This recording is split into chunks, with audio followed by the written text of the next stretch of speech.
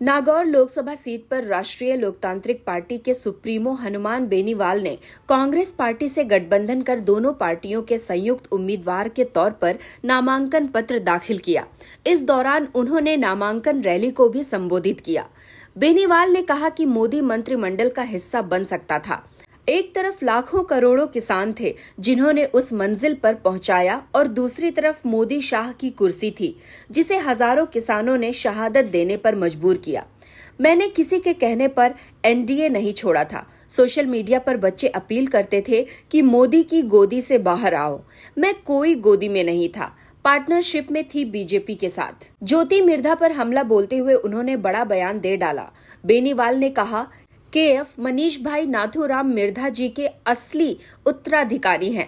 मैं आपको विश्वास दिलाता हूं कि मुझे जिताकर भेजो तो अग्निवीर योजना को खत्म कराकर पहले की तरह सेना में भर्ती शुरू करा दूंगा। कितने लोग दिल्ली से आए हैं और क्या खाना खाएंगे ये भजन लाल तय करेंगे। वो अपना ध्यान रखें, ज्यादा दिन तक सीएम नहीं रहेंगे और सड़क पर डोलते रह गए। उन्होंने इस दौरान पूर्व मुख्यमंत्री वसुंधरा राजे पर भी हमला बोला और कहा वसुंधरा जी ने मेरी जांच कराई थी और पता नहीं कहां चली गई वसुंधरा।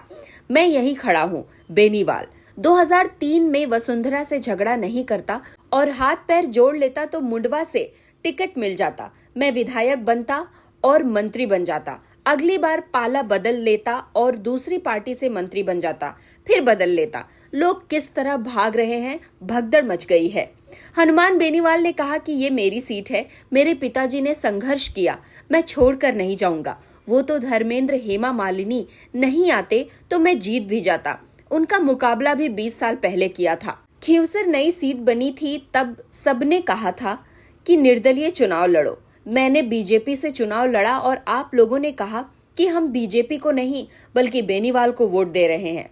उन्होंने कहा कि 2023 में ये गठबंधन हो जाता तो विधानसभा चुनाव के पहले हो जाता तो हम राजस्थान में 150 के पार होते। नौजवानों के अंदर जोश था। बीजेपी का मुकाबला करना छोटी बात नहीं है। पूरे देश का सारा पैसा उन्होंने ले लिया। ज्योति मिर्धा पर बड़ा आरोप लगाते हुए कहा कि वो ऐसे ही बीजेपी में नहीं गई।